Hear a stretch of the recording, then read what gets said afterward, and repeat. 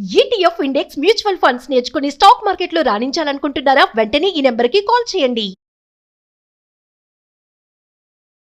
హావియర్స్ India's largest digital media network Suman టీవీకి స్వాగతం. ప్రస్తుతం మనతో ఉన్నారు motivational speaker and language trainer Vijaya Bangaru Amma. అమ్మ నమస్తే. నమస్తే రాజు గారు. అమ్మ, చెప్పుడు మాటలు వింటే చెప్పు దెబ్బలే అని అనుకోవాలమ్మా. నిజంగానే చెడిపోతారు కూడా. చెడిపోతారు. అంటే కొందరు ఆ చెప్పుడు మాటలు విని సంసారాలు పాడు చేసుకున్న వాళ్ళు ఉన్నారు, తర్వాత బంధాలని పోగొట్టుకున్న వాళ్ళు ఉన్నారు, స్నేహాలని శాశ్వతంగా దూరం చేసుకున్న వాళ్ళు కూడా. భార్యాభర్తలు విడిపోయిన వాళ్ళు కూడా చాలా మంది ఉన్నారు. ఏంటమ్మా అసలు ఎందుకు ఇలా చేస్తారు? అలా నిజంగా వినకుండా ఉండాలంటే ఏం చేయాలి? వినకుండా ఉండాలంటే అసలు నేను ఎంకరేజ్ చేయకూడదు మిమ్మల్ని. ఇప్పుడు రాధ గారు నాకు ఎప్పటి నుంచో కొన్ని సంవత్సరాల నుంచి 5-6 సంవత్సరాల నుంచి తెలుసు. రాధ ఏంటో నాకు తెలుసు. సో రాధ గురించి నాకు ఎవరో వచ్చి చెప్పారు. ఫస్ట్ నేను ఏం చేయాలి? ఏమండి రాధ ఇలాంటిది అనగానే నాకు తెలుసండి రాధ ఎలాంటిదో అని నేను చెప్పాలి. రైట్, వినేవాడు చెప్పాలి కదా. అవును. అయితే మామూలుగా జనరల్ గా మనమంతా మనుషులం కాబట్టి ఇదేంటి రాధ అంటే ఇదేదో కొత్తవేవో వినాల్సి వస్తుంది, వినాలి. కొత్తది ఏదన్నా ఉందేమో, నాకు ఇన్ని సంవత్సరాల్లో పరిచయంలో తెలియనిది ఏమన్నా ఉందేమో అని. అవునా, రాధ ఏంటి అని అంటాం. సో వాళ్ళు ఏం చేస్తారు, మూడో వ్యక్తి స్టార్ట్ చేస్తారు ఏమని, అలా ఇలా అన్ని నెగిటివ్ పాయింట్సే చెప్తారు. అప్పుడు నేను వింటాను. ఎందుకు వింటానంటే రాధ మీద నాకు నమ్మకం లేకపోతే నేను వింటానండి. నేనైతే అదే చేస్తా. రాధ అనంగానే ఇలాంటిది మీకు తెలుసా, మీరేదో రాధ అంటే చాలా చాలా మా అమ్మాయి అనుకుంటున్నారు. అలా కాదండి, రాధ సార్ తెలుసండి నాకు. రాధ అంటే ఏంటో మీరు చెప్పాల్సిన అవసరం లేదు. ఇంకొకసారి రాధ గురించి నా దగ్గర చెప్పదు. రాధ ఏంటో నాకు తెలుసు అని నేను ఆపేశాను అనుకోండి, మూడో వ్యక్తి వాయిస్ రేస్ చేయడు.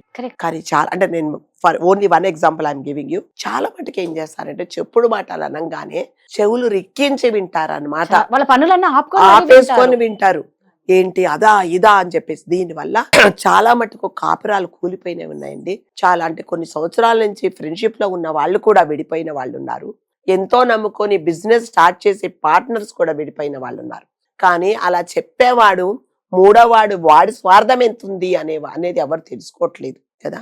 తప్పకుండా ఎప్పుడైనా సరే ఇద్దరు, ఒక అమ్మాయి కానీ అబ్బాయి కానీ, పోనీ ఇద్దరు అమ్మాయిలు ఇద్దరు అబ్బాయిలు, పోనీ పెద్దవాళ్ళు ఇద్దరు, పోనీ భార్యాభర్తలు ఇద్దరు సంతోషంగా ఉన్నారంటే కొంతమంది ఓర్వలేక జలసితో ఏం చేస్తారంటే వీళ్ళని ఎలా విడగొట్టాలి, లేదా వీళ్ళకి టైం పాస్ అవ్వదు. ఇదేంటి భార్యాభర్తలు చాలా బాగున్నారే, అసలు గొడవలే లేవే, వీళ్ళకి పోట్లాటలే లేవు, చక్కగా ఉన్నారు, అత్త కోడళ్ళు ఉన్నారు, అసలు వీళ్ళు తల్లి కూతుర్లలాగా ఉన్నారు. వీళ్ళ మధ్యలో ఏం చేయాలి? ఎందుకంటే అక్కడ ఆవిడ మనశ్శాంతిగా ఉండదు కాబట్టి. అంటారు కదా, నేను చెడిపోయాను పక్కన వాళ్ళు కూడా చెడిపోవాలి. అందుకని ఏం చేస్తారంటే స్టార్ట్ చేస్తారు, మొదలు పెట్టడతారు. ఎంతసేపు వచ్చి వాళ్ళ మీద వీళ్ళ మీద వాళ్ళు చెప్పి వేసుకున్నప్పుడు మూడో వ్యక్తి విన్నప్పుడు మాత్రం తప్పకుండా చెడిపోతారండి. సో వీరన్నిటికీ నేను ఎక్కువ చెప్పను. ఒకటే ఏంటంటే, ఎవరైతే మీ గురించి పక్కన వాళ్ళ గురించి మీకు చెప్తున్నారో మీరు వినడం ఆపేస్తే వాళ్ళు వినరు, వాళ్ళు చెప్పరు.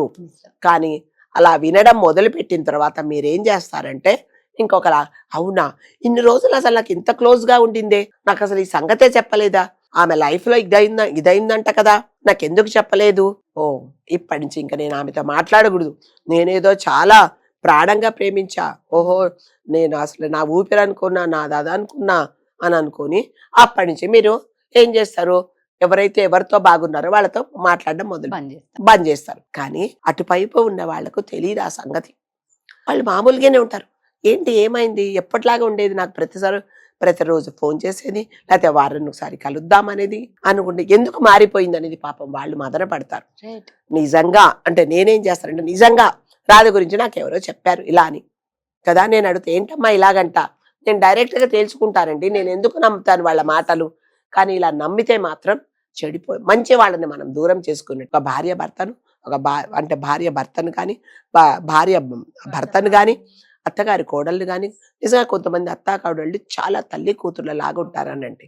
పక్కన వాళ్ళు ఎందుకంటే ఆ అత్తగారికి ఆ కోడలికి పడదు కాబట్టి, అదేంటి నీ కోడళ్ళు అంత బాగా చూసుకుంటున్నావు, అస్సలు కాదు, నువ్వు ఎలాగానే నీ మీద 10 చెప్తుంది అనగానే పాపం వాళ్ళిద్దరు కోడలికి అర్థం కాదు, మా అత్తమ్మ చాలా బాగుండింది, ఏమైంది అని ఆవిడ మొదలుపోతుంది. ఇవన్నిటికీ దీని బదులు నిజంగానే మీకు ఒక 1 పాయింట్ ఏదన్నా డౌట్ ఉంటే ఏం చేయాలి, డైరెక్ట్ గా మనమే వెళ్ళి అడగాలి. ఏంటి అత్తయ్య గారు మీరు ఇలా అన్నారట, మా అమ్మగారిని మీరు ఏదో అన్నారట, పక్కన ఆవిడ చెప్పింది అనగానే ఆవిడ చెప్పేస్తుంది అనమాట, లేదమ్మా ఏ సందర్భంలో నేను అన్నాను, ఎందుకు అన్నాను నీకు చెప్తాను అన్నప్పుడు అయిపోయింది. మనస్పర్ధలు ఉంటాయా?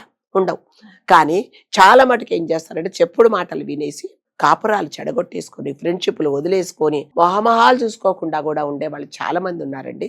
నేను మీకు ఒక చిన్న కథ చెప్తాను దీని గురించి. ఒక మావయ్య గారికి పాపం ఆవిడే పోయింది.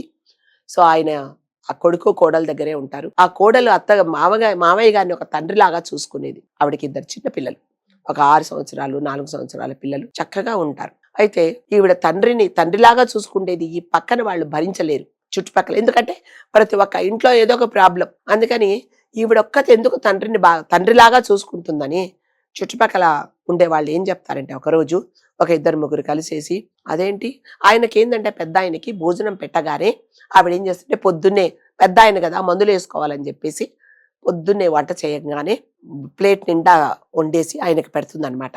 ఆయన ఏం చేస్తారంటే భగవంతుడికి నమస్కారం పెట్టుకొని, నీ దయ వల్ల ఈ రోజు నేను భూమి మీద ఉన్నాను, ఇదంతా నువ్వు ఇచ్చిన ప్రసాదము అని చెప్పేసి దండం పెట్టుకొని, నా కోడలు నన్ను కొడుకు తండ్రిలాగా చూసుకుంటుంది, ఈవిడ మనసు ఎప్పుడు ఇలాగే ఉండాలనుకొని ఆయన మనసులో ప్రార్థన చేసుకొని భోజనం తింటారు ఆయన. కాకపోతే ఆ చుట్టుపక్కల వాళ్ళు, అదేంటి నువ్వు కదా అన్నం పెడుతున్నావు, నువ్వు కదా పొద్దున్నే లేచి చాకరీ చేస్తున్నావు మీ మామయ్య గారికి, ఆయన నీకే కదా నమస్కారం పెట్టాలి, నీకే కదా థ్యాంక్స్ చెప్పాలి, ఆయన ఎందుకు దేవుడికి పెడతాడు, ఇది తప్పు కదా అంటే నిన్ను అవమానపరుస్తున్నట్టు, నిన్ను కించపరుస్తున్నట్టు, నువ్వంటే లెక్కలేనట్టు, నువ్వేదో తండ్రి అనుకుంటున్నావు, ఇంకా లేని పోని అన్ని మాటలు చెప్తారు కదా.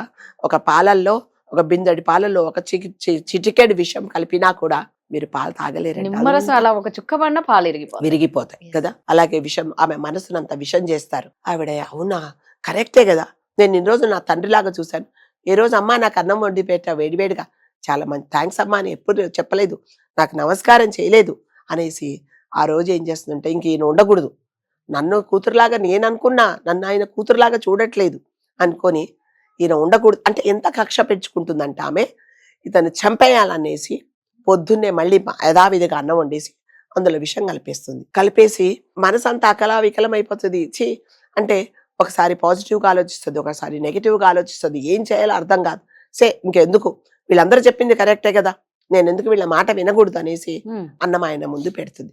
ఆయన యథావిధిగా తీసుకొని ప్లేట్లో తీసుకొని భగవంతుడికి దండం పెట్టుకొని ఒక ముద్ద ఇలా కలిపి తినబోతూ ఉంటాడు. అప్పటికి ఈవిడికి మనసు మారిపోతుంది, లేదు ఇక్కడ ఏదో తప్పు జరుగుతుంది, ఇది వీళ్ళందరూ ఎందుకో నాకు చెప్పారు, ఇలా వీళ్ళు నా మీద ఓర్వలేక చెప్పారేమో అని వెంటనే ప్లేట్ అతని చేతిలో నుంచి లాగేసుకుంటుంది. ఏంటమ్మా అన్నం తింటున్నాను కదా లేదు మామయ్య గారు, ఇది చల్లబడిపోయింది, మీకు వేడిగా ఇంకొక గిన్నెలో ఉంది తెచ్చి పెడతాను, ఇది మేము తింటామని వెళ్ళి ఆ ప్లేట్ శుభ్రంగా కడిగేసి ఆ ప్లేట్ అసలు వాడకుండా డస్ట్బిన్లో పారేసేసి మళ్ళీ ఫ్రెష్గా వండి తెచ్చి పెట్టేసి, మామయ్య గారు మీరు తింటూ ఉండండి, నేను మార్కెట్కి వెళ్ళి కూరగాయలు తీసుకొని వస్తానని వెళ్తుంది.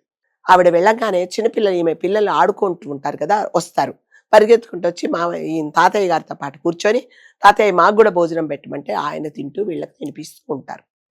కోడలు వస్తుంది ఇంటికి కూరగాయలు తీసుకొని వచ్చేటికి, ఏమిటి ఆయన తింటారు పిల్లలకు పెడుతూ ఉంటారు. ఆవిడ ఒక్క క్షణం మైండ్ బ్లాక్ అయిపోతుంది. అదేంటి, ఒకవేళ నా మనసు మారకుండా నేను ఒకవేళ ఈ అన్నం ఇట్లాగే పెట్టింటే నా తండ్రి లాంటి మావయ్యని నా పిల్లల్ని పోగొట్టుకునేదాన్ని కదా అని బోరుని ఏడుస్తుంది. నేను చాలా తప్పు చేశాను, ఎప్పుడు నేను చెప్పుడు మాటలు వినకూడదు అనుకొని భగవంతుడికి దండం పెట్టుకొని, ఇప్పటి నుంచి ఎటువంటి మాటలు ఎవరు చెప్పినా కూడా, ఎవరి విషయంలో చెప్పినా కూడా నేను వినకూడదని చేసి దండం పెట్టుకొని తండ్రిని అంతకంటే మావయ్యని అంతకంటే తండ్రి కంటే ఎక్కువ ఒక దేవుళ్లాగా చూస్తుంది. దీనివల్ల మనం తెలుసుకోవడం ఏంటంటే, ఎప్పుడు కూడా చెప్పుడు మాటలు వినకూడదండి. మీకు వాళ్ళతో క్లారిఫికేషన్ కావాలి అంటే కంపల్సరీగా మనం వెళ్ళి కనుక్కోవాలి.